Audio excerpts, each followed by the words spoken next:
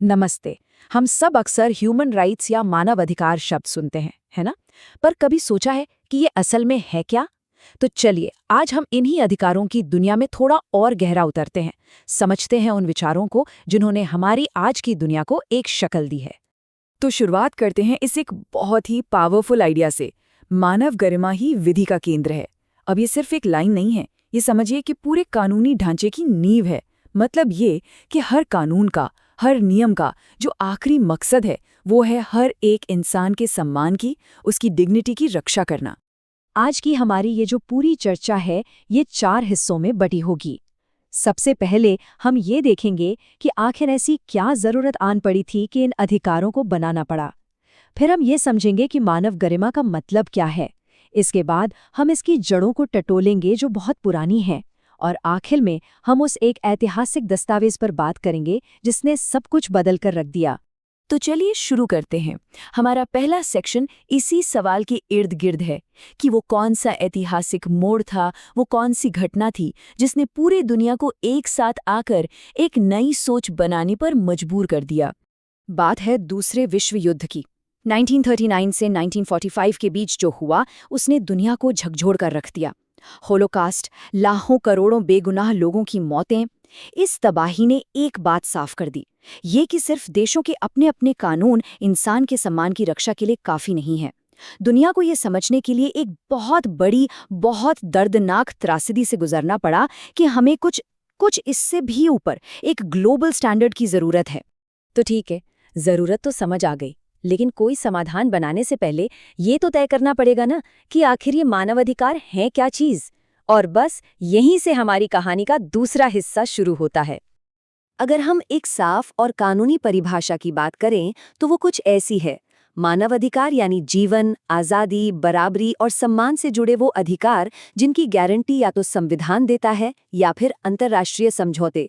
मतलब ये सिर्फ अच्छे विचार नहीं हैं, ये वो अधिकार हैं जो कानून में दर्ज हैं और जिनका मकसद हमारी जिंदगी के सबसे बुनियादी पहलुओं को सुरक्षित रखना है। अच्छा, तो इन अधिकारों में ऐसा क्या खास है? क्या चीज़ इन्हें बाकी अधिकारों से अलग बनाती है?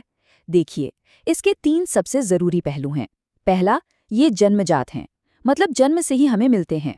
दूसरा, ये अदेय हैं, मतलब इन्हें हमसे कोई छीन नहीं सकता। और तीसरा, ये सार्वभौमिक हैं, यानी दुनिया के हर इंसान पर हर जगह लागू होते हैं। और यहीं पर एक बहुत बड़ा सवाल खड़ा होता है, एक ऐसी बहस जो दशकों से चली आ रही है। क्या ये अधिकार सच में यूनिवर्सल हैं, या फिर ये एक पश्चिमी सोच है जिसे बाकी दुनिया पर थोपा जा रहा है? क्या एक ही पैमाना हर कल्चर, हर समाज पर लागू हो सकता है? इस बहस में मोटे तौर पर 2 पक्ष हैं। एक तरफ है यूनिवर्सलिज्म, जो कहता है कि भाई कुछ अधिकार तो इतने बुनियादी हैं कि वो संस्कृति और देश की सीमाओं से ऊपर है, सब पर लागू होने चाहिए। दूसरी तरफ है कल्चरल रिलेटिविज्म। इसका मानना है कि सही और गलत के पैमाने हर समाज के अपने अपने होते हैं और कोई एक स्टैंडर्ड सब पर लागू नहीं किया जा सकता। वैसे 1993 की वियना घोषणा में इसी खाई को पाटने और एक बीच का रास्ता निकालने की कोशिश की गई थी। तो सवाल ये उठता है कि ये विचार आया कहाँ से? देखिए, मानव अधिकारों का कॉन्सेप्ट कोई रातों रात नहीं बन गया। असल में ये सदियों से चली आ रही दुनिया भर की दार्शनिक सोच पर बना है। और जो लोग कहते हैं ना कि ये सिर्फ वेस्टर्न आइडिया है, तो ऐसा बिल्कुल नहीं है। भारतीय परंपरा में इसकी जड़ें बहुत बहुत गहरी हैं। वेदों में अहिंसा परमो धर्म का कॉन्सेप्ट, उपनिषदों में आत्मसम्मान की बात, और फिर सम्राट अशोक के वो शिलालेख जिनमें सहिष्णुता और लोक कल्याण की बात की गई, ये सब उसी सोच का हिस्सा हैं। हाँ, ये भी सच है कि पश्चिमी दुनिया में भी इन अधिकारों का विकास एक बहुत अहम पड़ाव रहा है।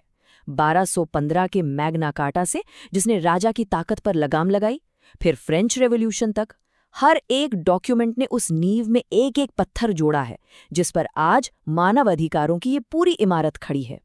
और ये सारी ऐतिहासिक कड़ियाँ हमें लाके जोड़ती हैं हमारे आखिरी और सबसे ज़रूरी हिस्से से, the universal declaration of human rights, यानी मानव अधिकारों की वो सार्वभौम घोषणा जो उस भयानक विश्व युद्ध के जवाब में दुनिया का एक ऐतिहासिक कदम था।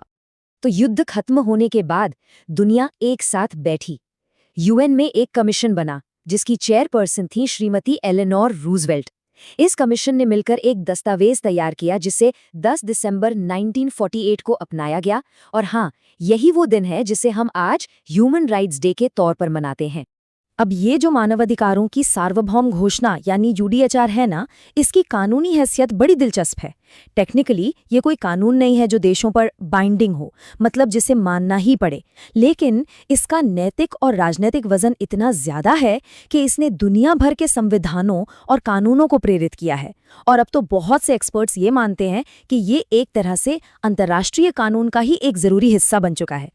और इस पर हुई वोटिंग का नतीजा देखिए। 48 देशों ने इसके पक्ष में वोट किया और विरोध में एक भी वोट नहीं पड़ा, 0।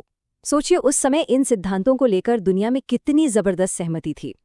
यह इतिहास का एक बहुत ही दुर्लभ मौका था जब पूरी दुनिया ने एक साथ आकर कहा था कि बस अब और नहीं, ऐसी तबाही फिर कभी नहीं होनी चाहिए। इस घोषणा को अपनाते हुए यूएन ने कहा था कि ये सभी लोगों और सभी राष्ट्रों के लिए उपलब्धि का एक साझा मानक है। इन शब्दों में जो महत्वाकांक्षा है उसे महसूस कीजिए। ये सिर्फ एक कागज का टुकड़ा नहीं था, ये पूरी इंसानियत के लिए एक लक्ष्य तय करने जैसा था। तो आज की बात हम इसी एक बड़े सवाल पर खत्म करते हैं। 1948 में किया गया ये डिक्लेरेशन, ये एक वादा था, पूरी दुनिया से किया गया एक वादा, एक बेहतर दुनिया की उम्मीद। और आज भी ह्यूमन राइट्स लॉ की पूरी फील्ड इसी एक सवाल का जवाब ढूंढ रही है, हम सब ने मिलकर उस वादे को कितना निभाया है।